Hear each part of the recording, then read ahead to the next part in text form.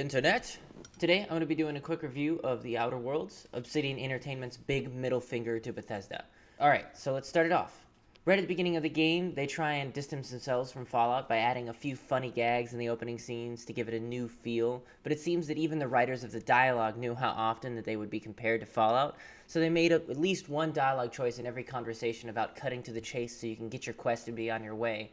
If you play it like that, then you'll probably be the galaxy's most helpful, cynical asshole. Alright, let's start out with my few gripes that I have. I feel like they took a lot of inspiration from Mass Effect with the fact that you can have two followers that seem to bicker between one another while they're doing missions. They have conversations while they're on the ship that seems to change during the campaign. And they even have those awkward elevator scenes where your followers magically teleport behind you and then converse with each other. Shit, they even took some of the music, it seems like.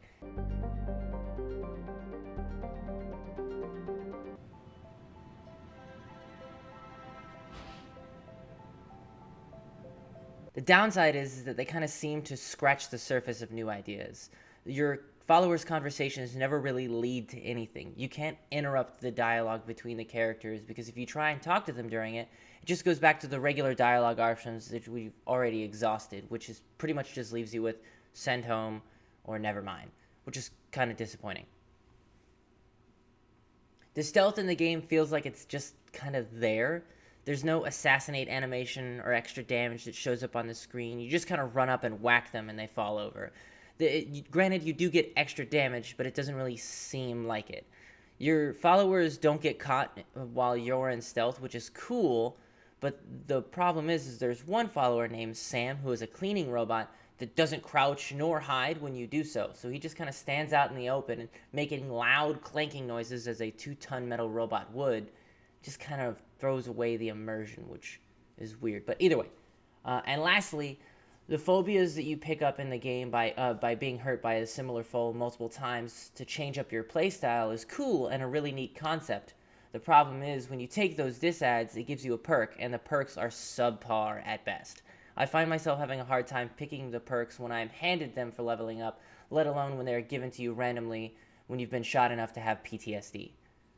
Otherwise, the game is great. The side missions are fun, well-written, and entertaining, and they feel good doing them. Some of the missions are just downright hilarious, main missions and side missions alike. The characters do a really good job of making you like and care about them, depending on which ones you identify with, and some of them have drastic effects on your dialogue options when you're out in the world. The draw distance is phenomenal. The worlds look great and look different, varying from level to level, instead of that awful green and brown color that Fallout uses like I've just walked into a bathroom after a Chipotle eating contest. Overall, the game is great. It's got a lot of replay value and a pretty good amount of gameplay in general. It's about 40 hours. I beat it in about 33. All in all, the game is fun, and I cannot wait to see what if they take this franchise anywhere, or at least if they add some neat DLC, because they kind of left it open for way more. All in all, I would say it's about an 8.5 out of 10, which is not as good as it could have been, but still way better than most, especially better than anything Bethesda or Ubisoft put out recently. And that is my quick review for The Outer Worlds. I hope you enjoyed. If you like this video, please share and others so I'll know to make more. And have a good day, guys.